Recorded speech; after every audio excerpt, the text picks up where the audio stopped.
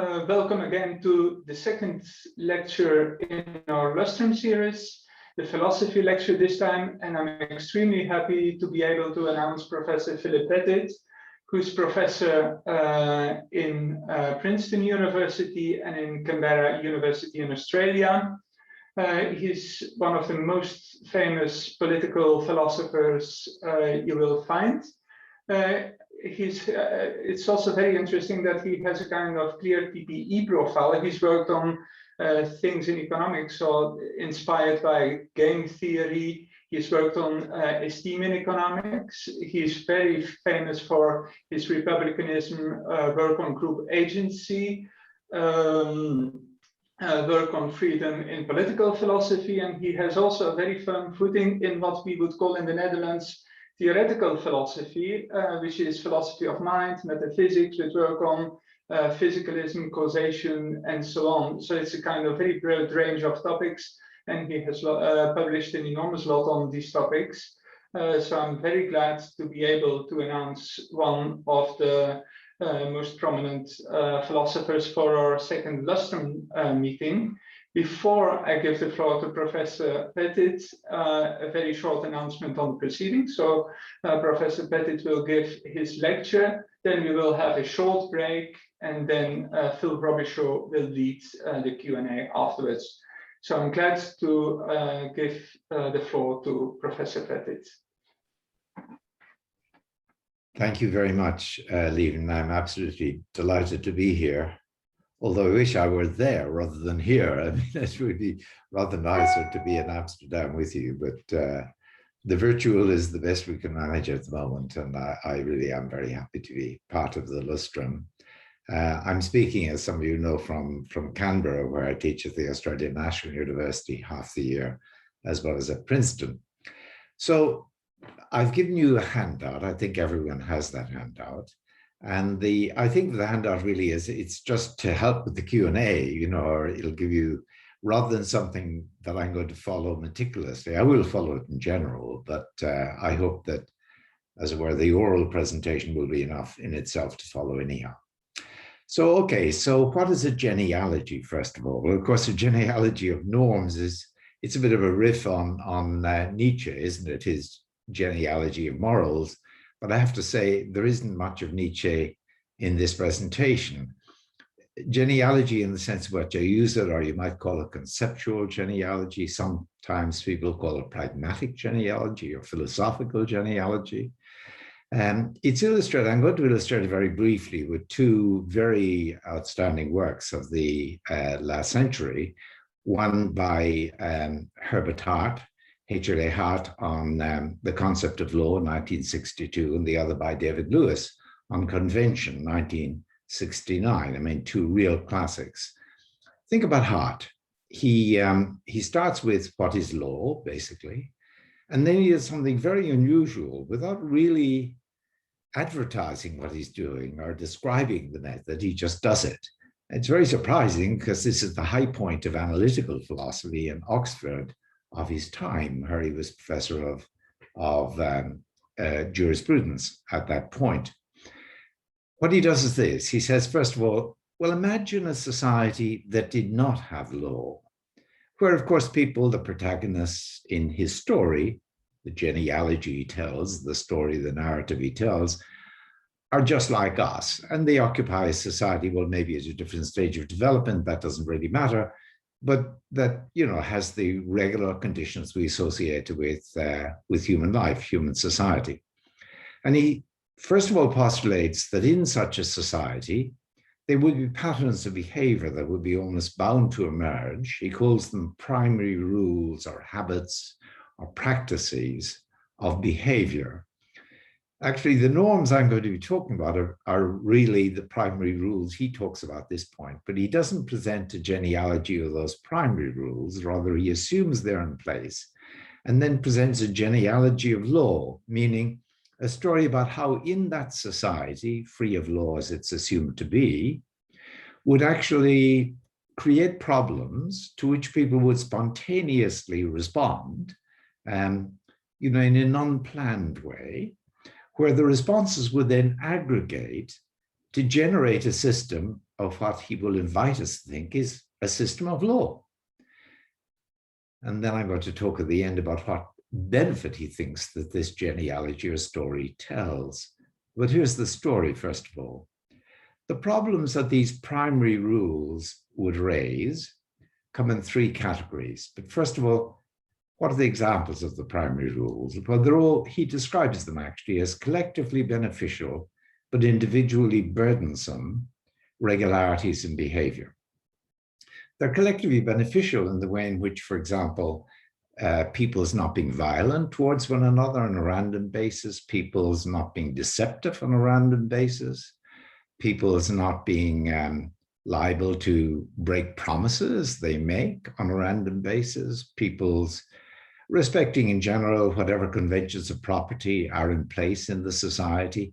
These are the sort of regularities he's talking about. And he thinks almost every society, and this society he postulates, is likely to have those sorts of regularities. And they're individually burdensome because, of course, everybody has a motive to free ride, you know, to themselves be violent when it suits them, while others are not, to tell a lie when it suits them, to break a promise when it suits them, and so on, and others do not. So they're burdensome. People, in order to comply with them, have to overcome or resist the temptation not to comply that free riding, the possibility of free riding represents. Okay. So he says, now how would this society be likely to respond? And he means, how would individuals in groups or individually be likely to respond seeing these problems? Well, the problems, first of all, a problem of what he calls indeterminacy. It's sometimes not going to be clear exactly what the primary rule, if it's emerged spontaneously as he assumes, would actually prohibit. So, for example, there might be a primary rule of not trespassing on property owned by another if there are property conventions, as he assumes and I'm assuming. But of course, what does trespass involve? One uncertainty might be, does it involve crossing land in order to get to your own land, for example, or whatever it might be, your own house? And he thinks that primary rules are often going to be very indeterminate on that sort of front. You need to rectify that problem. The second problem is they're often going to be frozen in time and too slow to adjust. So, for example, maybe there's a primary rule of you can dump stuff in agricultural society, say, in the river that runs through your land, but then in mining begins, let's suppose. And of course, this primary rule suggests it's okay to keep dumping the mining debris, but that's going to be a problem for those downstream. And you really need to change that primary rule. But if there's spontaneous regularities of the kind he imagines, how do you change it? And finally, of course, someone maintains that another person offended against them in breaking a primary rule, but that person denies it. How are you going to effectively apply those rules in the case of that sort of divergence without witnesses? And so he says, people would be bound to adjust in this way, wouldn't they? First of all, they're going to have some system or procedure or whatever, whereby they're going to clarify the rules when they're vague. It may be just having one wise individual, you know, meeting maybe once a year. There was a history like that in Iceland, Icelandic medieval law. The speaker would, so to speak, declare what was the law in the case of uncertainty. Equally, you're going to have to change the law occasionally. How do you do that? Well, you might decide that a group of elders should do it, or a random group should do it. Actually, Athens in the 5th century, and certainly the 4th century, had a procedure whereby if it was clear in the ecclesia or the assembly that a law needed to be changed or even clarified, they would select 1,000 people by lot. And in one single day, that 1,000 people would vote and decide on whether the law needed amendment.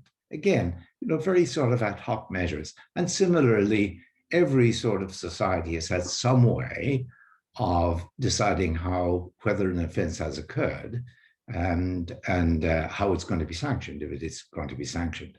And he thinks that invariably those rules for applying the primary rules, he calls them secondary rules, these rules for regulating the primary rules, would emerge, so to speak, by a backhand without anyone planning it. And these would then, he invites us to think, would constitute, together with the primary rules, a legal system. He wants to say, isn't that just what a legal system is?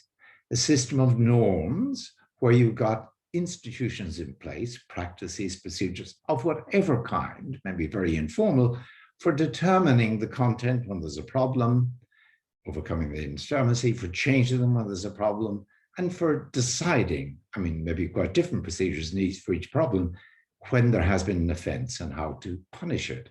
And he says, once you have that, he invites us to think that's what a system of law is. Now, he thinks there are three benefits, or at least I think he thinks there are three benefits to this. One is it gives you a candidate story about the nature of law. It's a system of primary and secondary rules that interact in various ways. But it also tells you something about the function of law, about a role it serves that is likely to keep it in place once it's emerged, and that is that it stabilizes expectations in the society and makes them relatively collectively beneficial. And thirdly, of course, it will establish ways of determining,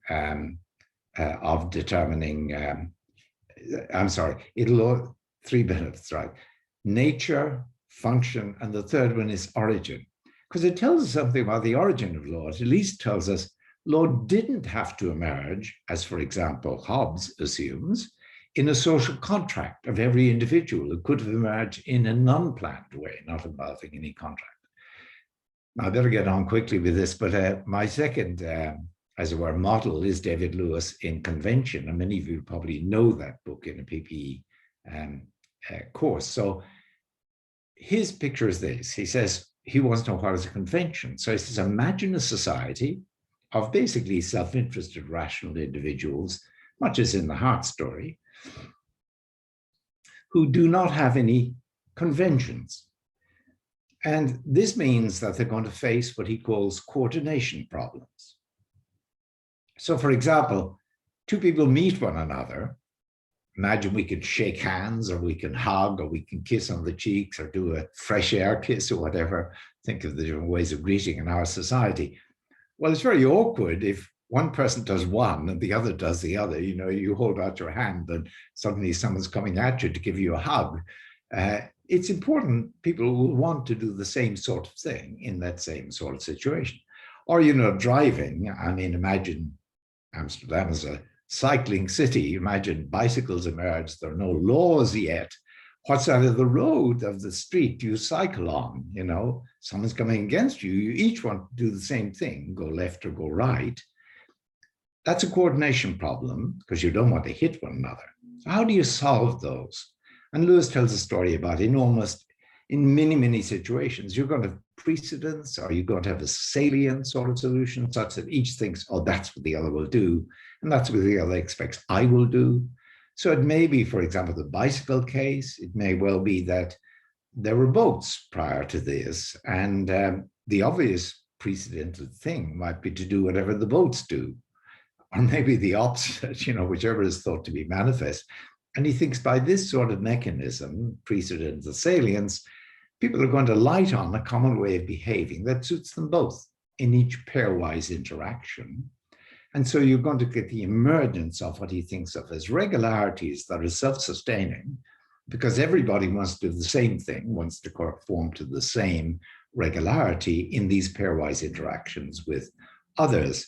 And then he equally says, this gives us a story about the nature of convention. Now, maybe not convention in every ordinary language sense of the term, but sense of convention is certainly an important sense. They are regularities that play this role, but it also gives you a story about the function of such conventions, which is that it facilitates the avoidance of coordination problems, the achievement of coordination. And when it comes to origin, remember I said nature, function, origin of the payoffs. When it comes to origin, it suggests, again, you don't need to have had contracts or planning at the origin of contracts. They would emerge spontaneously behind people's backs, as it were. In Adam Smith's term, to defer to the economist, as by an invisible hand.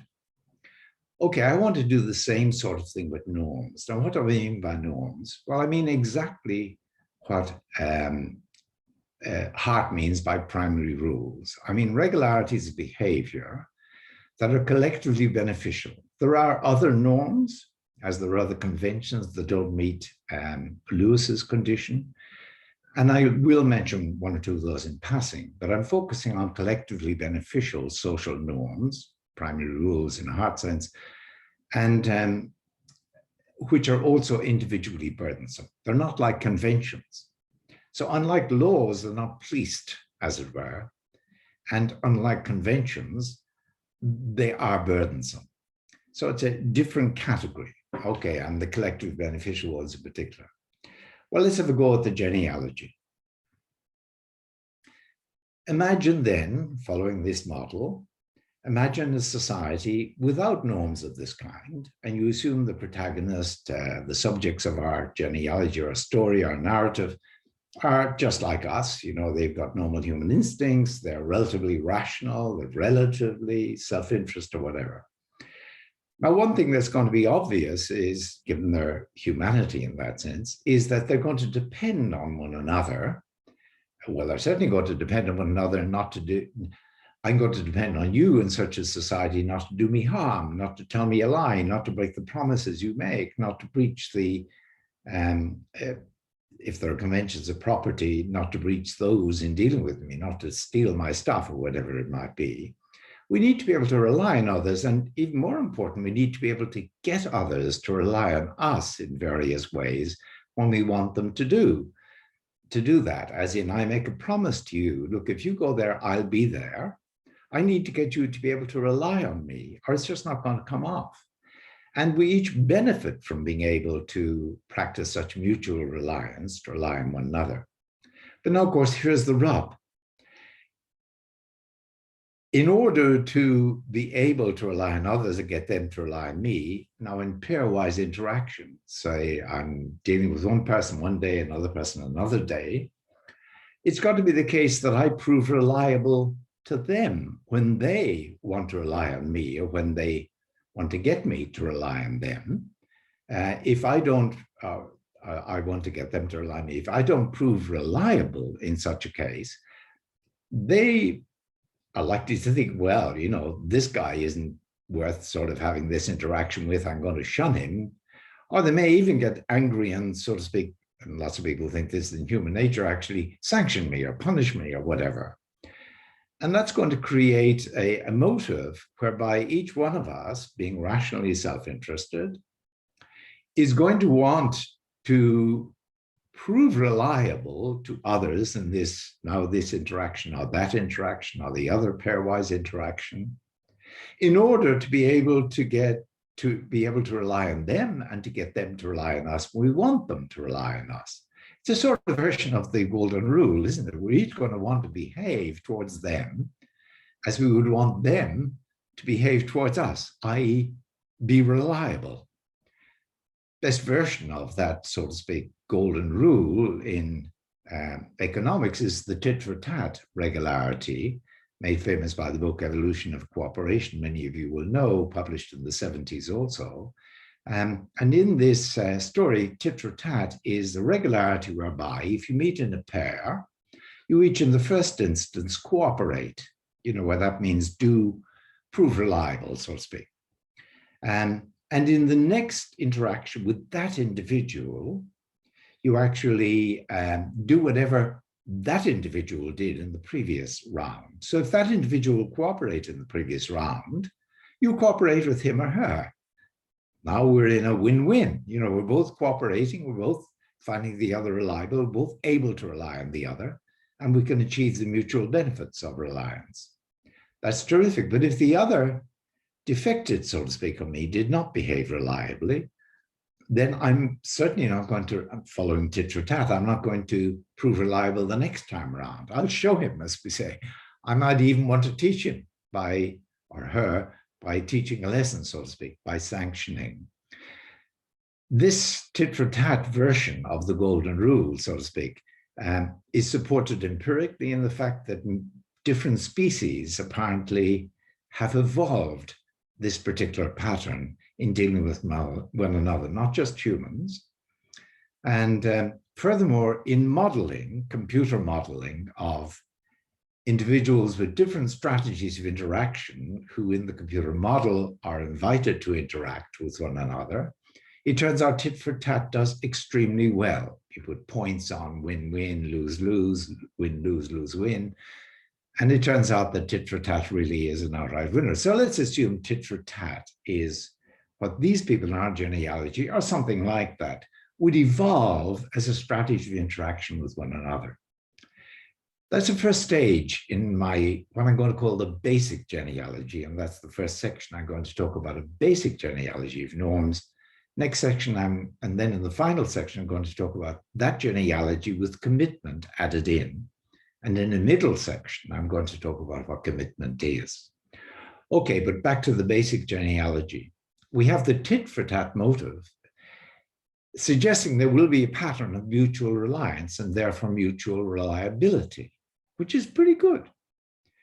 But that motive is going to be reinforced among creatures like us who have language, as I'm going to assume they have, because if you've let me down, for example, then I'm likely to gossip about you.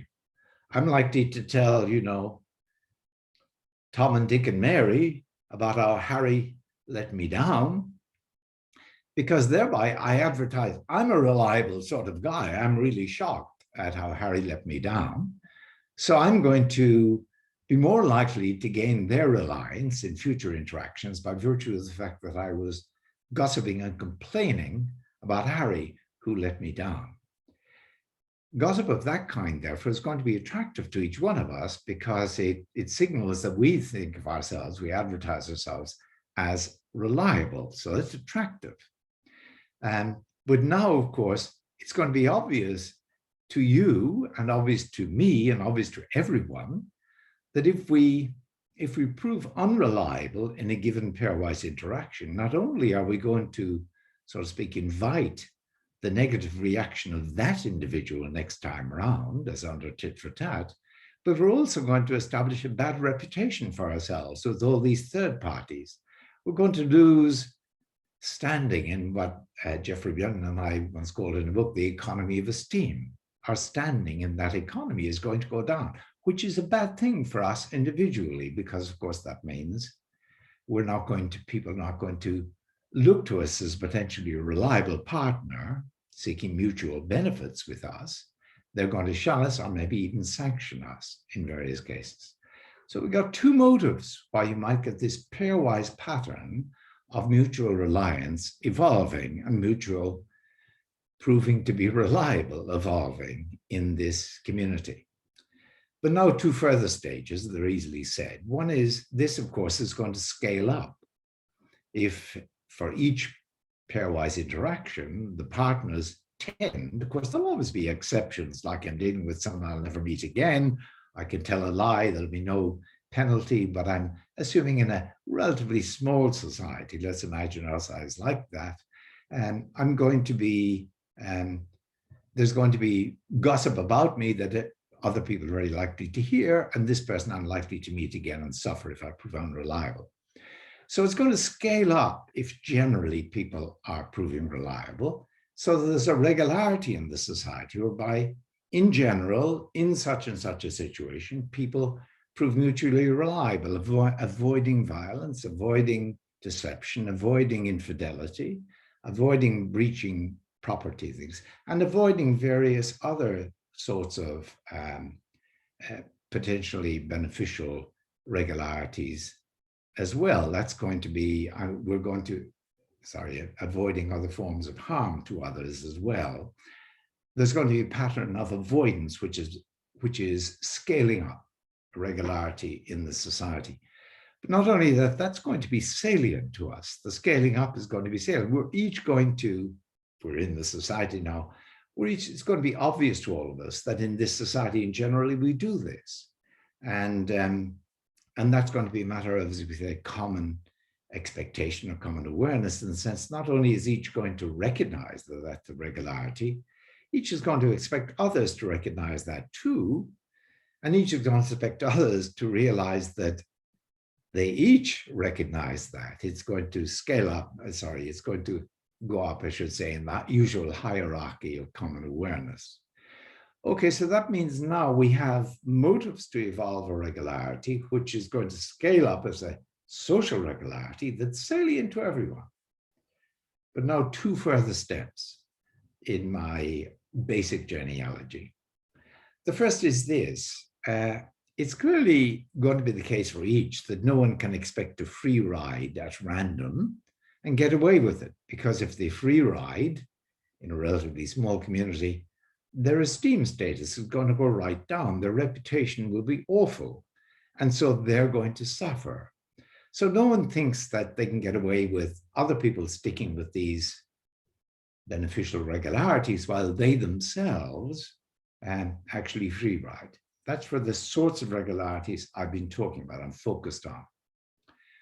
Okay, now if that's ruled out, that's infeasible, so to speak, it's pretty clear that each is going to want it to be the case that we all abide by this regularity. See, up to now, I've talked about each having a prudential, self-interested motive to abide by the regularity. But each is also going to want that regularity to be general and is going to, as it were, rejoice in it. And in a word that Bob Cooter, an legal economist, introduced, although this echoes in Hart as well, each is going to internalize the norm. Now, there are certain norms, as I said, I mentioned some non-collectively beneficial norms. There are non-collectively beneficial norms that people may abide by under the prudential motive, but will not be internalized. The best example is probably a norm of revenge. In a revenge culture where there is a norm of you take revenge if your family has been hurt or whatever, or killed, you strike back, eye for an eye sort of basis. There are societies with those norms. They're not collectively beneficial norms, they are individually burdensome, and they're very stable because of the prudential motive. If I don't take revenge for the injury to my family, well, I'm going to look like I'm sort of fair game for anyone to injure. But you wouldn't expect that society necessarily to be internalized, that norm to be internalized in that society. People might all wish, for God's sake, we didn't have this norm, right? But the norms I'm talking about are going to be internalized, and that's an important feature. The second of the last pair of features of these norms in the basic genealogy I'm talking about, I'm asking you to conduct this thought experiment of imagining these people in this situation, sort of situation. The final one is this, that if such a regularity emerges, everyone has a prudential motive to conform, and everyone actually rather wants it that people conform rather than not. There's no feasible alternative, certainly not free riding, nor any other. And so they're each going to want it, maybe reluctantly. Maybe they prefer a world where there's a different norm in place, but that's not going to be feasible either. Okay, in such a society, it's pretty clear that parents in raising children are going to introduce them to the norms. They're going to instruct them. This is how we do things around here, right? Because that way their interest is in their children. They'll make sure their children learn the lesson early on, that they don't have to go through the reasoning, so to speak, that we've gone through in explaining how it would be rational for an individual to actually begin to support such norms. And not only that, they're going to use these norms to instruct outsiders as well, of course, who come to the society, and to instruct indeed offenders, as in they don't just punish, but they say, look, that's not how we do things around here. And they use them to regulate the behavior of others. So we have in the basic genealogy then, pairwise patterns of interaction supported by a tit-for-tat motive that is reinforced by a reputational motive, where these scale up to regularities in the society that is salient to everyone, and which are internalized by all for want of a feasible alternative, and are used in the instruction of the young or of offenders or of outsiders, which begin to play a regulative purpose in that role in that society.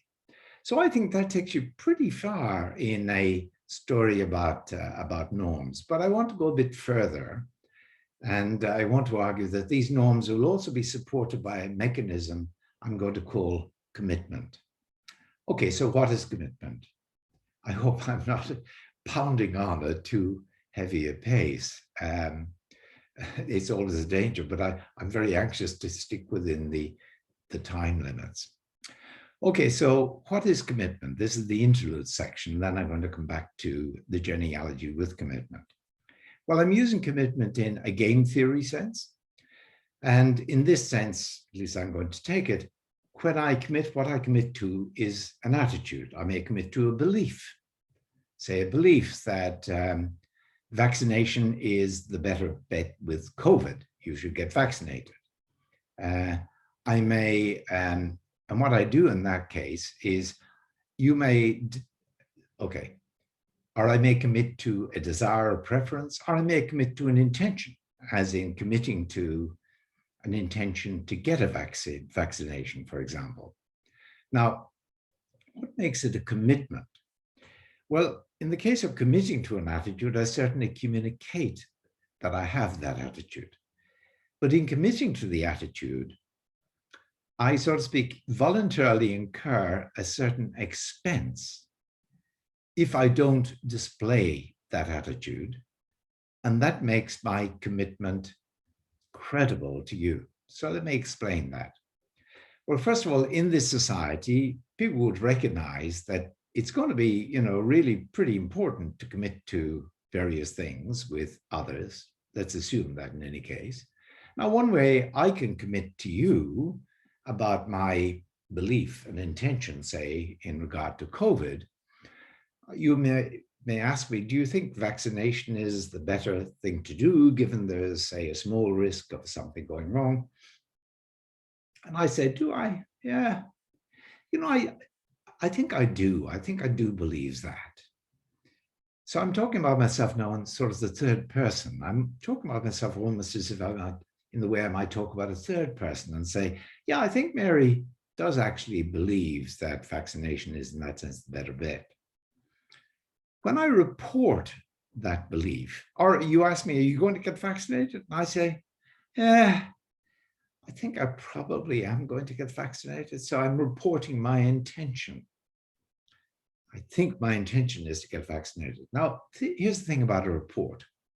It's a very cheap way of communicating the attitude in question, be it a desire, or it could be valuing a preference, or it could be an intention. It's very cheap for at least these two reasons. One is that with a report, if it proves to be inaccurate, if, for example, I don't act as if I really had that belief. Let's take Mary. Suppose Mary doesn't act, you find, as if she believed that vaccination was the better bet. And you complained to me, said, you told me that Mary believed that. I can say, in the case of report, yeah, well, I was just going in the evidence. I'm sure I heard her say that, I'm sure I heard her approve of it and so on. But the evidence was misleading. I mistook her mind.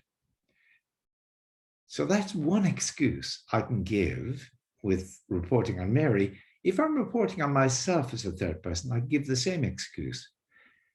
You find I don't display in action the belief that vaccination is the best bet. I may say, well, I did tell you, I sort of thought, scanning my own mind, I thought that's what I believed, but I was wrong about myself. Mistaken mind excuse. Now, there's a way of closing down the mistaken mind excuse. And that, of course, is going to make the communication of the attitude in question more expensive than if I just reported it. And here's how we do it.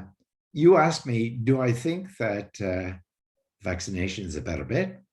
Rather than saying, do I think that, gee, I'm not so sure, mulling on myself, I say, yeah, I've looked at the evidence. It's the best bet. That's the thing to do. Now, what I've done in that case is I haven't scanned my mind to see what I think I believe. I've made up my mind. Now, there's a big question about what making up your mind involves. I've written about that elsewhere, but let's put that aside. But given I've made up my mind, manifestly, I can't give it an excuse if I actually don't act then as if it were not the better bet. I can't give the excuse, gee, I must have mistaken my mind. I mean, you could say, what do you mean mistake? You didn't look at your mind to mistake it. You just made up your mind. So you can't offer the mistaken mind excuse.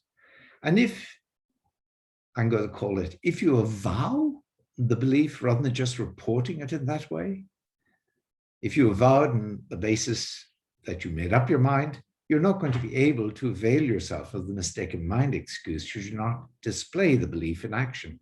And that makes it more expensive. And that means that you're more credible because you can see now that I've shut off that excuse. I'm not going to be easily able to get off the hook if I don't behave as if that's what I believe.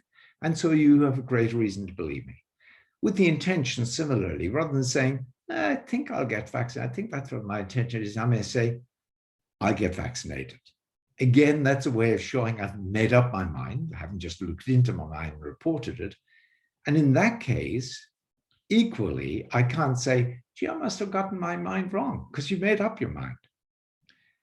That's an avowing of the intention. But of course, you can even go one better to make the communication of at least an intention more credible, which is suppose you say, oh, good, so you're going to get vaccinated. That's fine. Let's go together because I don't want to get vaccinated unless you get vaccinated. Let's suppose we live together or something. No point am I getting vaccinated if you're not, etc. And vice versa.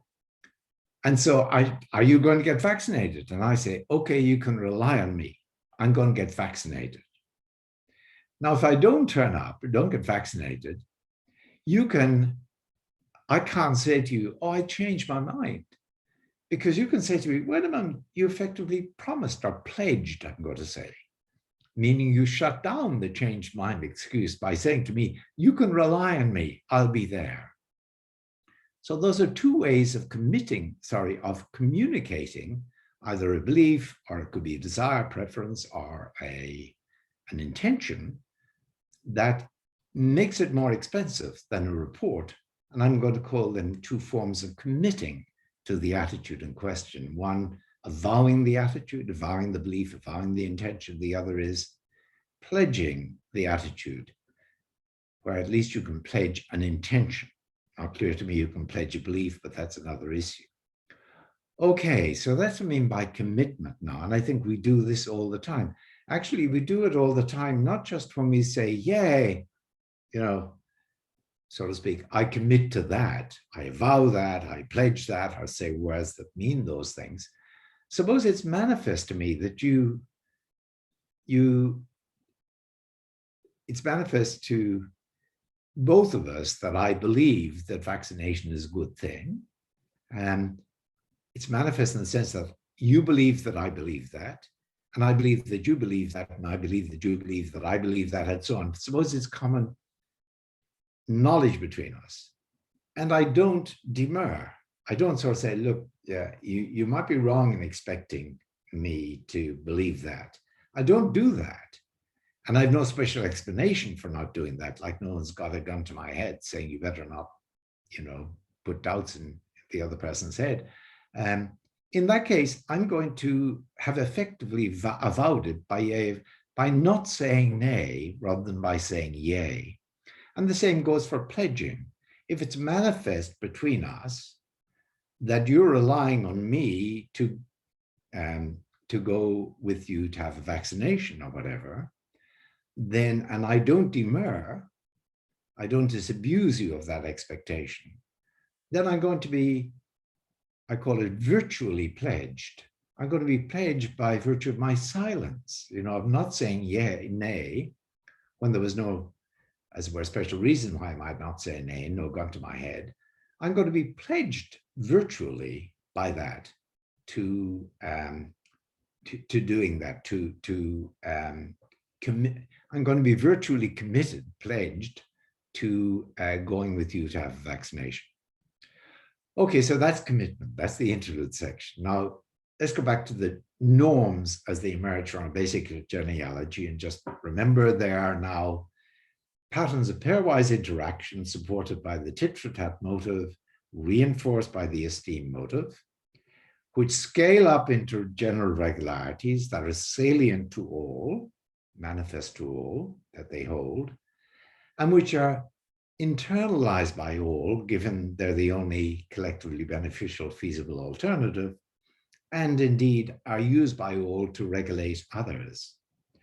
Suppose those norms now, in that basic sense of norm, are in place. Well, here's the interesting thing. If they're in place, and we all know that they're in place, and we invoke them, even in regulation, in teaching outsiders or the children or the offenders what's expected of them, then we're each going to manifestly expect others to conform to them, for example. And that's, when I say manifestly, I mean as a matter of common belief shared by me as well as you, other people, you and others, we're all going to expect me to abide by those regularities. Now, if I don't demur, if I don't say nay to that expectation, if I remain silent, where there's no special reason why I have to remain silent, like the gun to my head, then you are naturally going to take me to be liable to conform to the norms, given it's obviously in my interest, and I recognize that you think it is, etc., and indeed to internalize the norm, because it's clear that it's the only salient alternative around. I'm sorry, let me just back up on that. It's going to be clear, first of all, that I am going to conform to the norm, but it's also clear that, and in that sense, virtually avow the norm. I've done nothing that would suggest that maybe I have the mistaken mind excuse up my pocket, so to speak, up my sleeve. But equally, I've done it in a context where you are all manifestly relying on me, and I haven't demurred in face of that. That means I'm also going to be virtually pledged to conform to the norm. And this is really very important now. It's not just that, so to speak, we all conform, we all know we conform, but each of us has committed to it. In a way, each of us, although virtually, by virtue of not saying nay, each of us has staked our reputation on conforming to the norm. It's going to be very expensive for us, manifestly, each of us, if we prove not to conform. We're not going to be allowed any sort of excuse like, oh, I didn't know, or, I changed my mind. You're not going to be allowed any excuse like that. You're going to be locked in to the norm. You're going to be committed in the game theory sense. It's very expensive to not to live up to the attitude you have communicated of being disposed to conform to the norm. The same is going to be true about, it's going to be manifest to all that each prefers that the norm should generally be abided by in the society, free riding not being feasible. And that being the case, if I say nay to that expectation, I'm equally going to be committed to the general desire that everyone conform. Okay, so this is adding in this extra dimension of norms are not just, they bubble up and then we all follow them, we all have a reason to conform to them, but we pledge ourselves, we invest in the norms, each of us, virtually by virtue of not demurring. We're each going to be taken to be, as any one of us might say, one of us, people who conform to the expectations of the society. There's more to be said even, which is that that's not only going to be true of each, but it's also going to be manifest to each that that's true of each. So it's going to be a matter of common awareness in the society that everybody is committed to this norm. In that sense, in a way, it's going to be a matter of, as you might put it, common awareness in the society that the society is committed to this norm. that actually puts another mechanism possible in place, which is in such a society, I say, it's going to be very plausible for someone in correcting an offender, in introducing a child or an outsider to the norm, not just to say, this is the norm, this is what's expected of you, but to say, this is our norm, this is what we expect, we in the society. In other words, each may dare to speak in a way that commits others, if they don't say nay, to avowing and pledging both commitment to the norm and preference for general conformity to the norm. And of course, it's going to be obvious to any one of us that anyone can speak for the community without fear of objection. Because if it is true that we all conform, and if it is true, manifestly true, that we all prefer that there's general conformity, then anyone can dare to say that without fear of objection. The philosophers may remember Stolnaker and Lewis on assertion, because it's connecting up at some points in their philosophy of language. That's going to be clear to all that we're all invested in this norm. And if you don't say nay, we are indeed all invested. Okay, so where have we gotten to? We have the basic genealogy giving us those regularities with the 6 conditions I mentioned in the basic genealogy. And now we've got those regularities invested with this extra dimension of there being manifestly a matter of individual commitment on the part of everybody in the society. I think this makes social norms in the genealogy look like very stable, rock solid sort of regularities you might expect to behave, except in the occasions of temptation, the foreigner, etc., where they may be broken. But in general, these are going to be regularities in which people invest. Okay, so finally, what's the payoff of all of this? What's the point of doing this?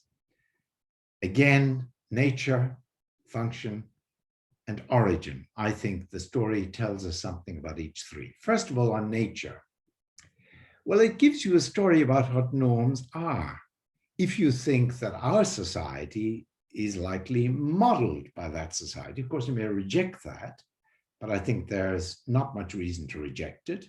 And if you accept it, then you've got a story, well, maybe that's what norms are in our society. Maybe they are these regularities, you know, that attract conformity just on this self-interested basis and internalization, and that are backed up by a sort of commitment that people almost can't help but make. Maybe that's what they are. So a story about the nature of norms. Something Hart doesn't give us about his primary rules. So it's a way of, so to speak, supplementing Hart on law. But secondly, it tells us, of course, what the function of these norms might be. It's not going to be the function of, say, for example, conventions, which, if you remember, was that we should each be directed to that pattern of behavior that's salient to a given case, where we each want to do the same thing. We don't maybe each want to do the same thing, mainly in the case of norms, because of the burdensomeness. We'd each love it to be able to free ride, maybe, at least in some occasions. But the function of norms is that it really occludes the free riding possibility. It makes these norms into very stable regularities that we can each see serve each of us well and serve the society as a whole well. So that we can each see, if we were to depart from that, we'd immediately be sort of pushed back in as we realize just how we suffer in esteem, how we suffer in standing, how we, especially in view of the commitment. So it's really stabilized. It's got a role or a function, these norms have, that they're playing in this society. That's the function. And the final one is origin. Well, it certainly suggests that norms need not have emerged in contract, as again, Hobbes is the great example. He thinks that norms, conventions, norms, and law all emerge from contract, that before you have the state to enforce them, you won't get these things. Well, I think this story suggests to us that no, you could, in a society of human beings, get not just conventions, but also norms in place quite stably. Now, they may have the problems that are going to introduce laws and necessity, to go back to Hart, but I'll put that aside for the moment. The other lesson about origin that I think is quite important is a lot of people nowadays seem to think that you can only explain how norms emerge among creatures like us, human beings, who already have normative or moral thought available, resources for thinking about right and wrong, good and bad, what's better in moral terms than others. They think, in other words, that social norms themselves presuppose morality. It's a very heavy-duty story about what norms are and what it would take for them to emerge. This story suggests that, no, you don't need morality. We haven't ever, at least I shouldn't have, used terms of that moral kind in explaining how they might emerge.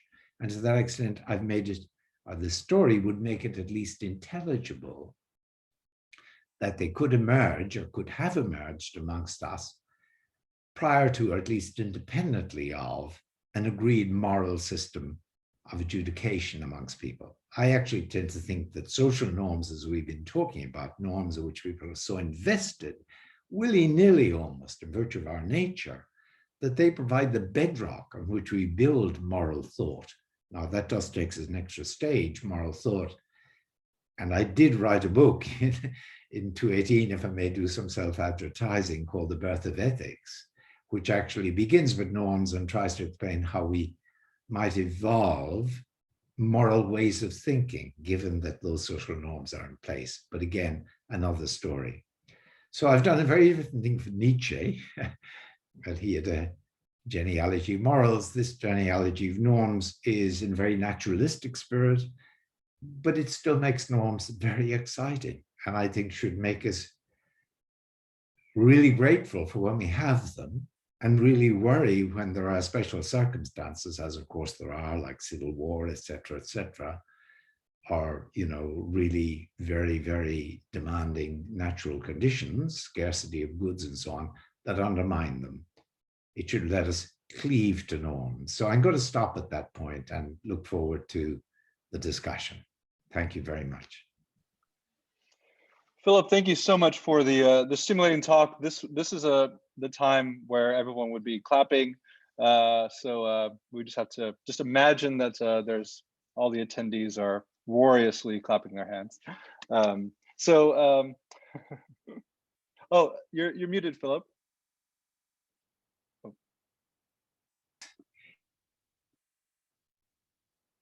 Oh, I think still. It's too late for me to have coffee, but I'll happily take the 3 minutes break. Okay, thank you. Yeah, that's right. Yeah. So let's. So for everyone here, we're going to take about a 3-minute break. Time to think about a question. Also, for everyone in attendance, there'll be an opportunity to pose some questions. So you know, don't go anywhere. We'll come back. We'll reconvene in 3 minutes. So at 10:56, and hopefully have a really nice discussion. See you soon.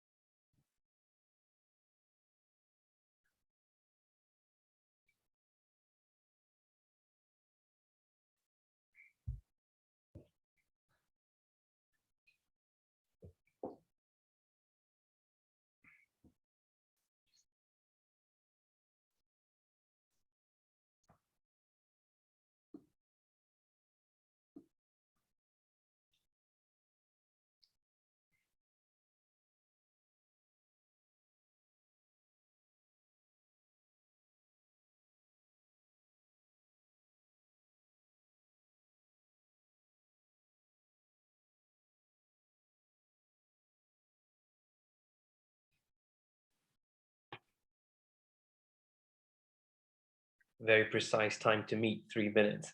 I could see everybody with their watches. Oh, yeah. Okay. Well, I'm back anyhow. Yeah.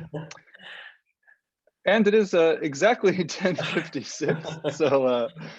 So I think we should convene. Just for everyone here, I'll be moderating the Q&A for the coming 45 minutes. So we have a nice chunk of time to discuss stuff. How it works is we have some panelists who are actually able to pose questions with their microphones and their cameras and stuff like that. But we also, for those who are in attendance, we have the way that you can pose questions is actually in the Q&A. So if you look at the bottom of your Zoom window, you'll see Q&A. I see Jelle de Boer has already posted a nice question.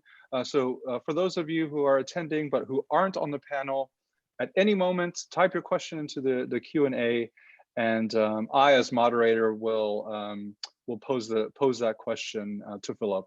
That's how we'll do it. But we also have the panel as well, who will have their own questions.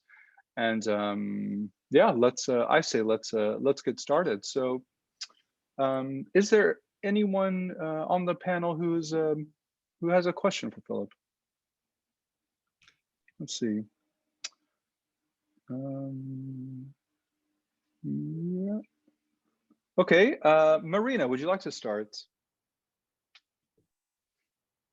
Yeah, sure, if there is no one else. Thanks for the talk. It's very, very interesting. I was wondering about, this is something actually that is similar to Jelle's question. It's again on commitment. I was wondering a key part of why people would actually choose to self-commit in the end. The virtual commitment that you spoke of is the fact that they would incur a cost in terms of loss of self-esteem and so on. But if we're really speaking of self-interested agents, to my mind, if it's not verifiable, maybe not observable, but if it's not verifiable, then it could still be just cheap talk, whether they expressly say that they'll commit to this, and they would probably even try harder to hide that they're free riding rather than just avoid the action in the first place, if it's really self-interest, the agents that we're speaking of. Yeah, so I wondered if you... Okay, so thank you very much, Marina. So there's one assumption that I guess I wasn't explicit enough about, which is that they're relatively transparent in the society. You know, what I said, we assume it's not a stranger, you know, that you can sort of dupe and you'll never meet again, for example. I should have also added, we assume that, as it were, if you deceive me, if you're violent towards me, if you let me down on a promise, that's going to be more or less manifest that you've let me down. It's going to be hard, so to speak, to hide the free riding. And so I'm assuming transparency of that kind. And then your next question, the other element of your question is, well, why would people, so to speak, run the expense of committing rather than reporting, for example, their intentions, their beliefs, whatever it might be? And my answer is that by committing, I mean, by raising the expense, as in, you know, the game theory case, I give money to a third party and I say, now look, I've promised Marina that I will be there for the vaccination or whatever. If I don't turn up, then Marina can claim that money from you. Okay, that makes it more expensive, the communication. It makes it into a game theory type commitment. Now you can rely on me more confidently. You can give my words more credibility in that case, because you can see how, gee, I'm really going to suffer then if I fail to display the intention that I communicated to you. And so you're going to be able to rely more on my having and acting on that intention. Now, I'm assuming that, again, this went very quickly, but at the time it really was worrying me. I was watching my watch here as I spoke. I was assuming that if I foreclose these two excuses, the mistaken mind excuse involving an avowal, and both excuses, the mistaken mind excuse and the changed mind excuse in the case of a pledge, then that means it's going to be hard to get off the hook, the reputational hook, so to speak, if I prove to let you down. What am I going to do? I'm only going to be left with the opportunity, the possibility of maybe I've got a practical excuse. Those are both epistemic excuses. Maybe I say, look, I broke a leg, Marina. That's why I didn't get there. You know, that's going to be available. But of course, it's easily going to be checked by you as well. So it's a very difficult excuse to be able to avail yourself of. If I've got no such excuse and I can't do either of the epistemic excuses, the mistaken mind or the changed mind excuse, then what do I have to do? Well, I either say, I either immigrate, you know, I go away, I don't have anything else to do with you and hope I can get on okay without you, or I apologize. You know, I ask you, so to speak, to give me a second chance, you know, that was an aberration, as we say. So I've made it quite difficult to get off the hook, and in that sense made it more expensive. It's just as if I'd given the money to a third party. And that's why I think I'm going to have an interest, of course, in my words being credible, because insofar as my words are credible, I can get you more confidently to rely on me. And we agreed that that's, and of course, me therefore to be able to rely on you. And that was the beginning where there's the, you know, motive to want to make people reliable to you and also make them such that you can get them to rely on you, say, by making a promise. Okay, so I've probably taken too long over that, but that's the gist of what I'd say in response. Commitment, I should say, I am using in the game theory sense. In the ordinary use of the word, of course, it may have a game theory connotation, all right, if it's been more expensive, but it's also got a moral connotation because we think that morally, you know, it's a bad thing to break a commitment or a promise, as we call it, for example. But I'm trying to tell a story where we don't yet have morality in play.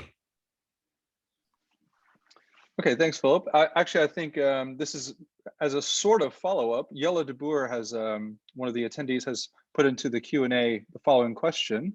What about Hobbes's fool? Suppose someone is on the verge of immigrating. You mentioned immigrating. So suppose someone is on the verge of immigrating. Why would the commitment be expensive for him and not just cheap talk? Well, I think myself, I mean, there are many readings of Hobbes on the fool, so to speak, but I think the most plausible one is that Hobbes really is assuming a society in which you're going to suffer reputationally if you think you can get away without abiding by your promise in particular to consent to Leviathan. I mean, for one thing, the great thing, I mean, the beauty of Hobbes' story is that individuals make a contract with one another to make Joan or whoever, random person, maybe not even one of their number, maybe someone who's away at the time, into the sovereign. And by contracting with one another to have a sovereign, he thinks the sovereign will certainly say, oh, I take on the job, that's okay, fine, I'll do it, because of course it gives them great power and influence if they're the sovereign by the contract of other people. But that then means that they also have a motive to enforce conformity to the laws that they will have laid down, or the norms that they will have laid down. So I think it's going to be a fool, and only a fool, who basically thinks he can get away with dodging, because for one thing, there's going to be this sovereign hanging over them. Okay, so it's really a similar sort of explanation, I think, for why Hobbes thinks it would be foolish to actually be a defector, or at least a routine defector, except in the special cases where Marina mentions, where you might get away with it, you know, it won't come to light, etc., etc. I should add, by the way, I'm only focused on collective regularities that scale up from pairwise interactions. There are other regularities, you know, which are more difficult. I think you need the economy of esteem to explain them. I think tit-for-tat won't explain their initial emergence. And those are regularities whereby, for example, we all maybe do something to counter global warming. You know, we all cut back in our use of fossil fuel vehicles, for example. Well, if I don't do it, I don't cut back, it's going to be easy not to be noticed, you know? And even if people notice that I'm doing that, what are they going to do by way of spontaneously punishing me? They can't shun me, so to speak.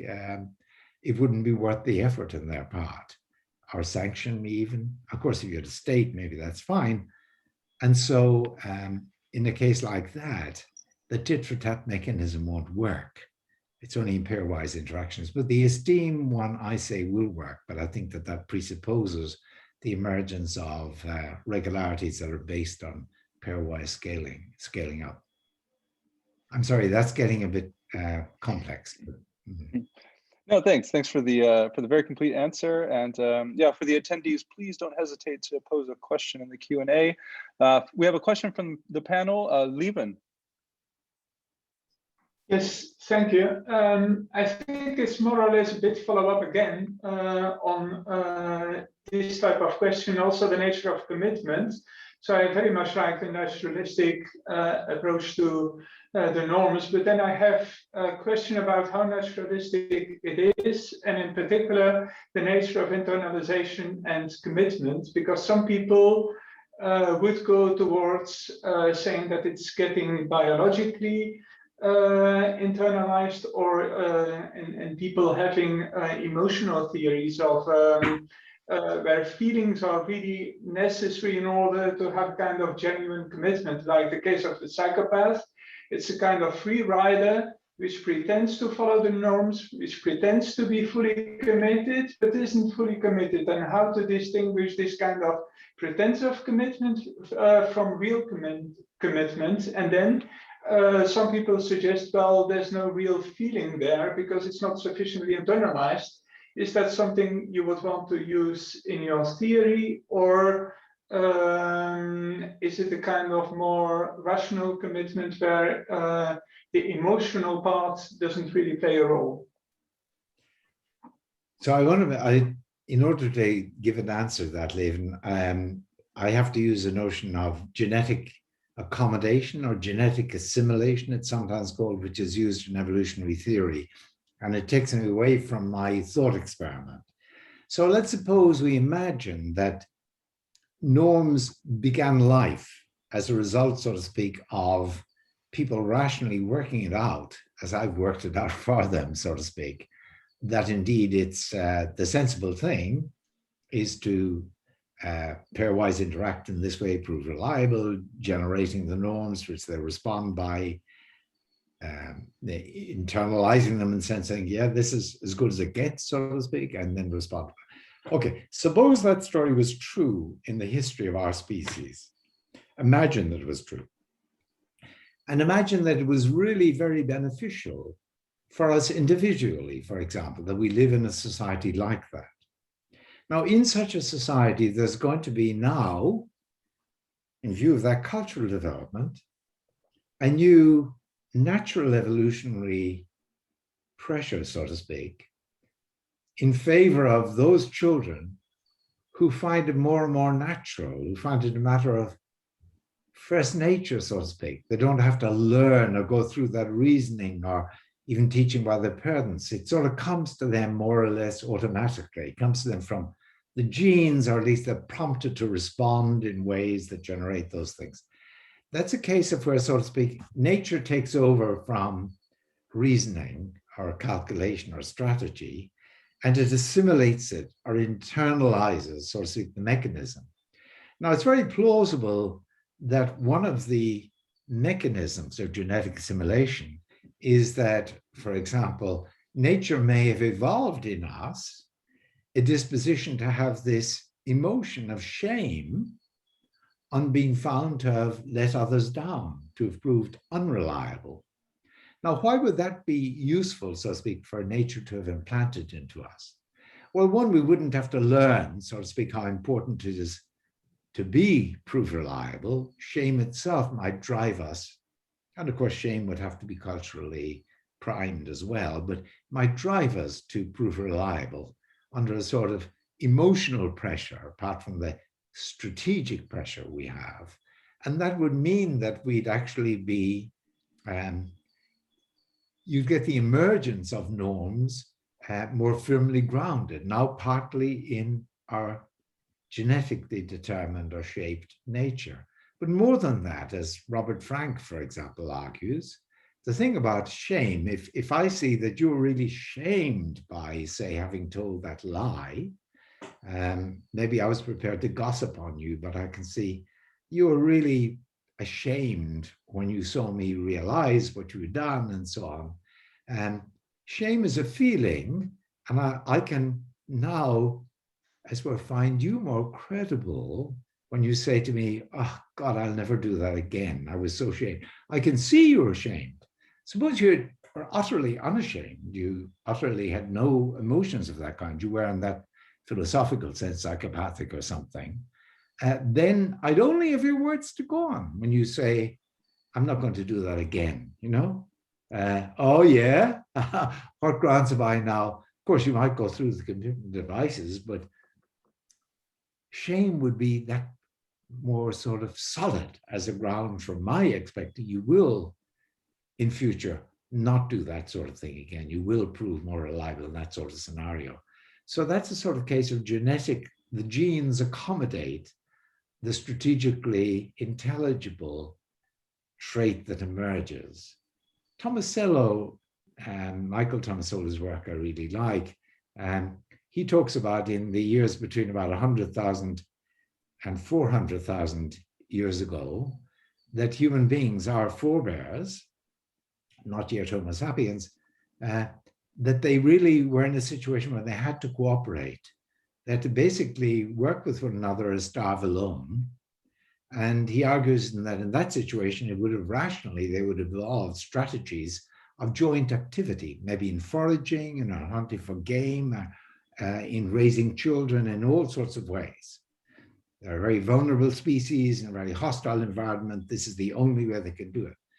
And he thinks, though he doesn't use that word himself, that our forebears genetically assimilated that trait. The argument he presents for that is that when you look at children, just age 1 or 2, before they even learn language, before they can be trained in any way, they are natural cooperators in the way in which, for example, chimps are not. And they will, you know, on the seesaw, you know, one is on the seesaw and they'll say to you, sit down there, and they'll get angry with you if you don't, you know, go on the seesaw with them. There's a way. And that'd be a case of genetic assimilation. So the story I've told, if you really want to use it in the history of our species, as distinct from really, I emphasize the nature and function and only had negative lessons about the origin. But if you really wanted to develop a positive story about the origin of norms, I think you have to now go into natural evolutionary theory at that point.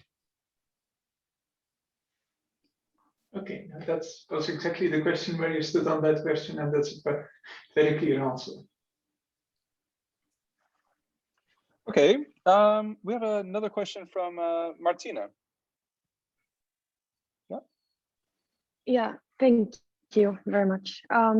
So I was wondering, you talked a lot of reputation and now you mentioned shame.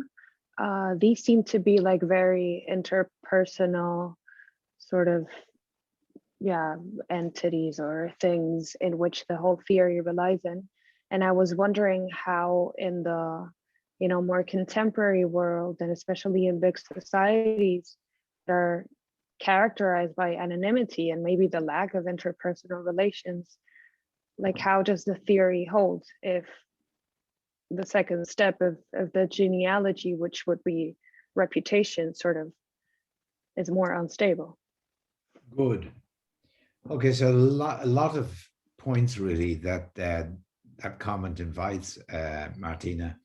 One is this, I mean, and maybe I should have said this earlier, you know, a lot of people say the big danger in our current society is not so much anonymity, that was Durkheim's sort of big thing, but actually siloing, you know, whereby people, they get together in groups of those who think alike and act alike and they pay no attention to people outside the group. You know, think of the effect in America, whereby it appears that many Republicans insist that the election was stolen without any evidence whatsoever. You know, and there's been a recent article actually arguing that they made politics into a sort of religion, you know, and maybe the same on you know, Black Lives Matter sort of side, that you group together. You know, I think people do care a lot about others, but they group often, if they group just with lookalikes or think-alikes, then you're going to get a siloing of the society. You'll get norms within these groups that aren't cross-group, and that's a real danger. Anonymity is a danger too, but I sort of think that's less of a challenge, because all of us live in some groups, similarly colleagues, friends, you know, these groups of people who think alike with us if we're involved. But so you do have certain empirical conditions would have to be satisfied in order for social norms to, so to speak, stabilize even in a society that's siloed or where there's a lot of anonymity. Now, and I think that shame may equally play a really useful role here. In evolutionary terms, you might think of shame as being accepted. You know, it arose to make commitment more plausible, to make it more plausible that you're going to prove reliable. Let's suppose that it arose that way. Shame arose for that purpose. But now in a more anonymous society, maybe shame is going to work even there, you know, where the original, so to speak, the original tit-for-tat, etc., esteem thing breaks down because of the anonymity or the siloing. And one thing that is really interesting there is that, and this is not a good example, it's not a very savory example, but Jeff Brennan and I use it in the economy of esteem. Imagine you're stuck in traffic, you're sitting in your car, and you look at someone and they're, you know, picking their nose, you know, they've got their finger up their nose, picking their nose. I mean, we all know that that person is going to be so embarrassed when they see you seeing them. That's a sort of shame, you know, it's breaching what is the norm of, so to speak, hygiene or, you know, bodily behavior in face of others, even though they'll never meet you again or see you again. And that's a sort of case where genetic assimilation has occurred. First nature has taken over in a way that supports the regularity, even in a case where the, so to speak, strategic support may have weakened. I'm inclined to add, I hope I'm not talking too long, one further thought to that, which is that, of course, shame or esteem, if you like to describe it as esteem, which I often do, or disesteem in the case of shame, of course, fame and or good opinion in the case of esteem positively. But one of the interesting things is that in our society, we also have great extremes where an individual can get to be not just shamed by those who know him or her for what they did, but stigmatized. And they can get stigmatized, that's the way I use the word, when it becomes a matter of common belief in the society that they've been shamed, that they really behaved in a very bad way. So there are the people who saw them behave in that way or heard from, you know, trustworthy interlocutors that behave in that way. But then it sort of spreads via the media or whatever, very untrustworthy way maybe, that you did this, you know, this is something revolting or something really evil. Well, you're going to be stigmatized in the sense of you're not just shamed by every individual exposed to shame, but it's a matter of common knowledge that you're shamed by every individual. And one really bad thing about stigmatization is it's very hard to repair that problem. It's very hard to restore your reputation, you know, because it's very hard to shift a structure of common belief. Same is true on the other side. If you get to be thought to be terrific, and then it becomes a matter of common belief that you're terrific. You're a celebrity, a moral celebrity, or maybe a celebrity of any kind, then in a way, you're better off doing nothing because, you know, you're now very high in the esteem stakes, even though most people know nothing about you other than they think everybody believes that you're this great guy or woman or whatever. And that's equally going to be, it's going to be undermotivating. It's not going to motivate you to keep doing good things, because you might fail, and that'll become a matter of common awareness as well, given your exposure to publicity. So the extremes of stigma and fame, as it were, are really pathological extremes of shame, and shame itself is a genetic assimilator of reputation, I would say. I'm sorry, I've taken too long over that, but I hope it's of some interest. So, it's fine. Okay, so a question from the moral celebrity on the panel, Stefano. I'm going to keep my answers fairly quick, quick from now on. If there are quite a few hands, I think, aren't there? Yeah, no, thank you for the talk. It was very interesting. I'm not sure why I'm the moral celebrity in the panel, but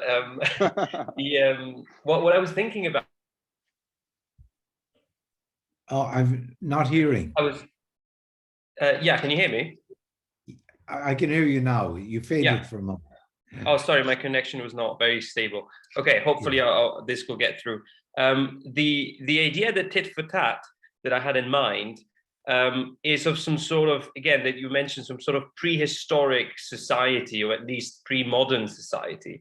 And I was wondering whether one of the assumptions that you perhaps were relying on was also some level of equality between the parties in the interactions. In the sense that what I had in mind that resembled quite well was some sort of kind of competitive market of individuals being sort of similar, because immediately if the bargaining power becomes very different, then perhaps you could have norms that do not crystallize if you assume that people would find them unfair. So I was wondering if you had any thoughts on that. No, absolutely. Actually, I talk about that at length at the beginning of the book on the birth of ethics. I said to Martina that there are, empirical conditions in our society that are required for this apparatus, so to speak, to work generally, short of genetic assimilation anyhow. One, as I said, she mentioned, was anonymity. Another is siloing. And another is hierarchy of power, whereby the elite up there don't give a damn about what the others are. They can't do any damage to them. They're so wealthy or insulated or whatever. And so you get, and the lower, so to speak, again, can't expect esteem from the higher. They're almost beneath the gaze of the higher, so to speak, except when they do something negative. Now, arguably, that was the situation for much of our history post-agricultural revolution. I mean, when you say pre-modern, I take it you mean before the agricultural revolution, when we know there was greater equality than you got after the agricultural revolution, at least after urbanization. That was only, of course, 4,000, 5,000, 6,000 years ago. Because after that, you get the accumulation of wealth and hierarchy and political status. And for much of that history, it's certainly true that they were not egalitarian societies in general. And you had norms amongst the nobles. What I want to add, though, is you also would have had norms amongst the relatively ill-off, maybe in different segmented sort of categories, maybe in different castes, to use the Indian sort of version of hierarchy. And one interesting thing there is, at least it means that you still expect norms to emerge, but you might not expect collectively beneficial society-wide norms to emerge. So it's absolutely right. And so there's a question of, if you are telling it as an origin story, here's an explanation about how our species might have stumbled into norms. It probably has to be pre-agricultural society, then beefed up by genetic assimilation, warped in later history by hierarchy and the sort of stratification of norm systems. And then hopefully, although, it's hard to have not to have some doubts with the recent rise of inequality, but hopefully in the last 50 years, there's been certainly a greater move towards equality that might rescue us. One thing I just say in support of the fact that you get norms among lower groups that will be quite stable, even while there are higher groups, so to speak, for whom they're not norms at all. A wonderful example is the First World War, where the officers on either side wanted the troops in the trenches, of course, to shoot to kill at the other side. That was the idea. It was an offensive war, obviously. The troops evolved a tit-for-tat strategy. People have written about this, historians. And the tit-for-tat strategy was very nice. What happened was, up and down the line, the trench lines in Europe,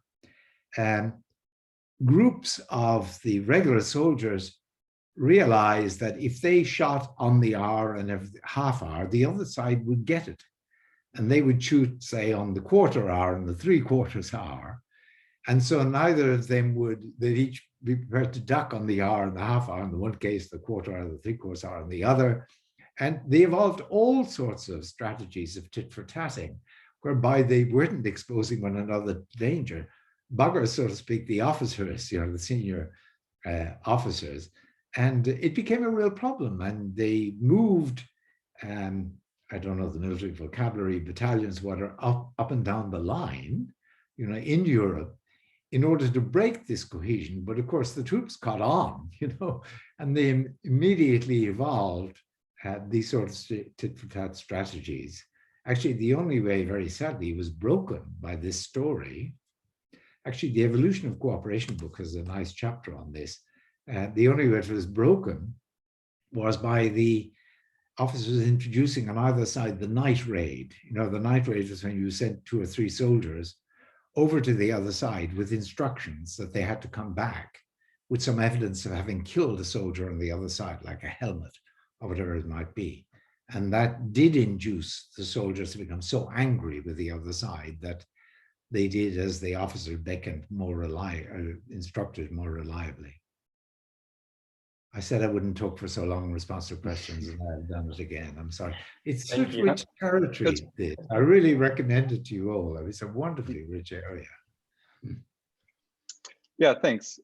We really enjoy the answers, Philip. So please continue. Roland, would you like to pose your question? Okay, after the moral celebrity, it's time for the outsider in the panel. First of all, thank you very much, Professor Pettit, for your very fascinating talk. As an economist, when I'm listening to your theory, I mean, you have mentioned the importance of shame, guilt, reciprocity. It feels like you need to rely on some kind of social preferences, what economists call social preferences within people to kind of explain this. And I would like to return to norms that arise or possibly can arise from purely self-interest. And when I was listening to your careful setup of your basic genealogy, your 6 ingredients, I was thinking of an kind of interesting test case, I believe, for your story, one in which tit-for-tat is not possible, and also the extension from, let's say, the bilateral interaction towards the group level, the society level, is also not there. And that case study was given, I think, in the book Playing for Real by Ken Binmore. And the story is very simple. It's a story of 2 generations, young and old, a mother and a daughter. And the daughters, they can bake 2 breads, of which they can share one with the mother, or they can keep the 2 breads themselves. The bread spoils immediately after one period. And so one equilibrium here is that the daughters simply keep the 2 breads for themselves, and it would be a best response to do that, generation over generation. But Binmore says that there is another,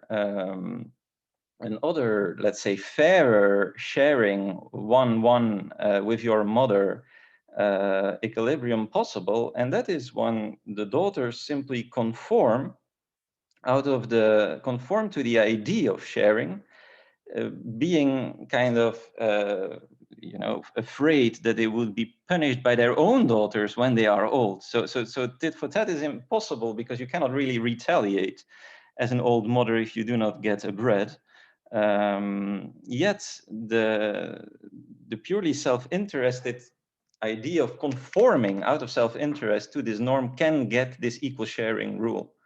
So so I think this is an interest. I don't really have a question, I guess. It's more like presenting you with an interesting test case that kind of, you know, tells a story of an evolution of norms without some of the basic 6 ingredients of your basic genealogy. No, well, I agree. As I said, there are some norms that don't scale up anyhow from tit-for-tat interactions, you know, like I gave the example of global warming one. Many of these multilateral cooperative norms that we should all do something, you know, in order to, we all benefit, but a single defection won't lead others to defect in response. Tit-for-tat's not going to work there either. In that particular case, I suggested that the economy of esteem may work because once it's established, and it might be established on the basis of tit-for-tat interaction and the recognition of how important reputation and standing is, with those norms, not the ones you mentioned now, but the ones that don't scale up, we can each recognize that gossip and esteem could lead us each to lose standing in the economy of esteem by virtue of the fact that we, unlike everybody else in the community, for example, don't do our bit to cut back on our use of electricity or whatever it might be. You know, it's a drought, let's say. We, unlike others at night, we put water on our lawn, for example, an issue that arises occasionally in Australia, indeed elsewhere as well. And so you've got to come back, and everyone has to. But no one's going to tit for tat with one individual that doesn't, because no one is damaged enough to want to strike back. In any case, it's not clear what striking back would be.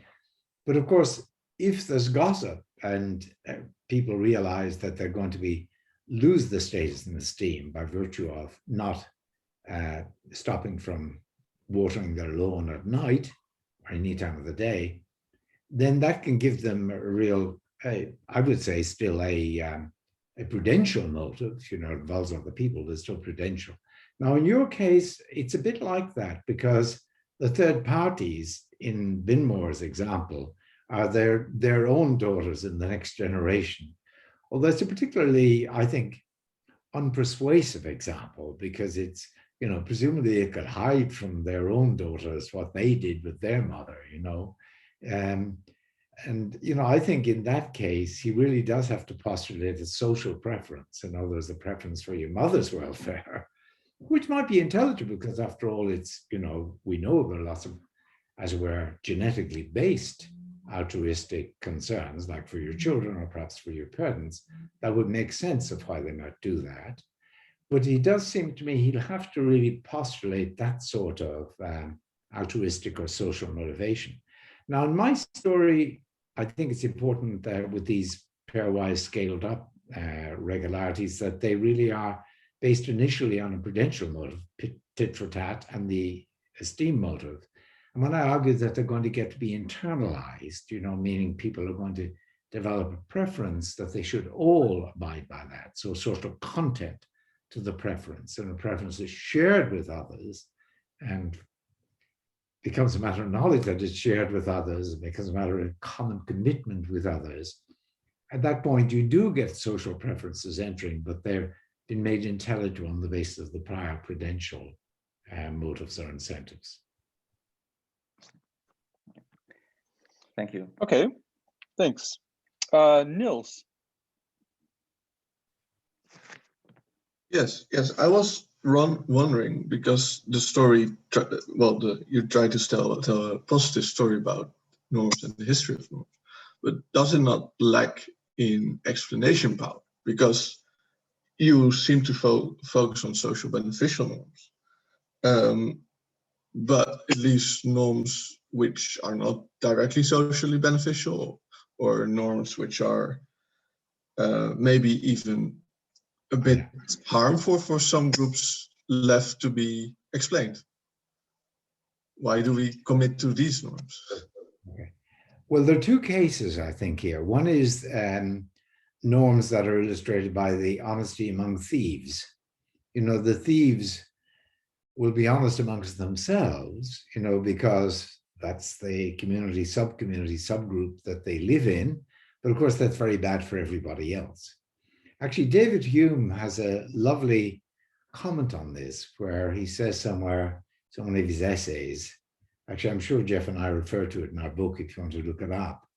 But he says that while the love of esteem is a powerful yoke upon mankind, or a constraint on mankind, it gets undermined when the love of party takes over, when, so to speak, parties form. And he means by parties here, not political parties, much as factions in the society, and people only care about us. That's siloing of a sort. So that's one way in which norms of a socially not beneficial kind can emerge in subgroups where it is socially beneficial for the subgroup for them to emerge. The other sort of case I mentioned was the norm of revenge. Let me give you an example, a better example here of this sort of non-beneficial, perhaps even maleficent norm. There's a study done by Princeton colleagues of mine in psychology of a norm among students that they discovered, which was when they went drinking together in various drinking groups. They all drank a certain amount of alcohol, like, I don't know,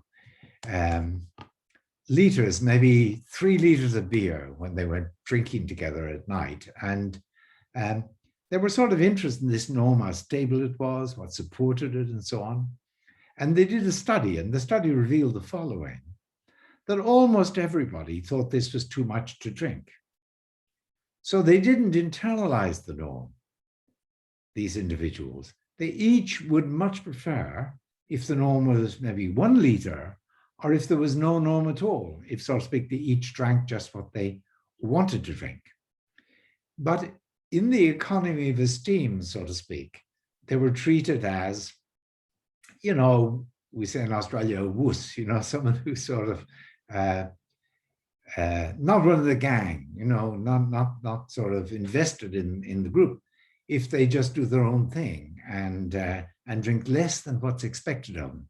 They each, in error, by mistake, believed that others would think ill of them, that others expected them to live up to a standard that actually none of them really wanted there. And as a result, they gave rise to a regularity, which was a regularity of drinking 3 liters when they go drinking together. That's my example. I can't remember the amounts question. And yet no one wanted that regularity to obtain. So it, like a norm of revenge may emerge in a similar way, can be not a collectively beneficial norm, but where the economy of esteem, as in the case I mentioned with the non-scaled up norms, the economy of esteem can work on its own. In this case, it's an invisible, not invisible hand, but an invisible backhand, as it was once called. You know, it delivers something nobody wants rather than something everybody wants. That's just one story. I'm sure there are other stories about how unsocial norms or unbeneficial norms might emerge in groups. Okay, and there's actually a question in the, I think actually a related question, perhaps, in the Q&A. It's a question about the development of patriarchy and how that could be explained on your account. I think maybe, is it related, it seems, yeah. No, that's a very, very good question. And it does relate to Niels's question also, because certainly there are, for example, sexist norms in many societies. I think of them as an example of patriarchal norms, roughly speaking. Now, there's a question about how do they emerge? You know, what makes sense of them? And I think you do have to have a hierarchy presupposed. Let's a masculine and male hierarchy in this case, who who, by virtue of their own power, so to speak, establish expectations which they, by virtue of malinstructing their daughters, for example, the women, the girls as well as the boys, internalize, so that each believes, men and women, that it is shameful for a woman, for example, to talk too much in company, to take 18th century sort of examples, or to not obey her husband in this, that, or the other, or their father, or whatever it might be, where those norms are really not just not beneficial, they're maleficent norms that make things decidedly worse for every woman in the society. I think the economy of steam, as I say, can work to ill as well as to good. And that's the case where I think it may work for ill. I should say, I've always believed this. I mean, the economy of steam defends that very explicitly, that many norms can be counterproductive, or in this way, actually almost evil, as you might say. And their merits are going to be explained by a pre-existing hierarchy in the society. You have to have an explanation of that as well, of course. And with that takes me beyond my remit, as it were. Okay, actually, if I may, I would like to pose a question that focuses on the account of commitment that you gave. So can I just say, I'm supposed to be somewhere else. I may, can this be the last question? Oh, yeah, yes, yes. We have 3 minutes. The 40 minutes, Henri, 45. Oh, yeah, right. okay. Doesn't matter, it doesn't matter. Okay. You please continue with the one question more. One straw won't Okay. break the camel's back. It's a very short question. Is strategic demurral possible on your account of given your account of virtual pledging? If I don't really believe in this norm, I wouldn't avow it, but I strategically don't demur it in some context. I strategically don't demur. Do I thereby pledge? No, and that's very, I mean, you remember I said that not saying nay, silence, does involve commitment, unless there's a special explanation for why you might not have demurred. One special explanation might be the gun to your head. That was the example I gave. But another special explanation might be, you know, some strategic motive that downstream you need this person's help or that person's help, and they won't help you unless they think that you're one of these people. And pro tem, as it were, you don't demur.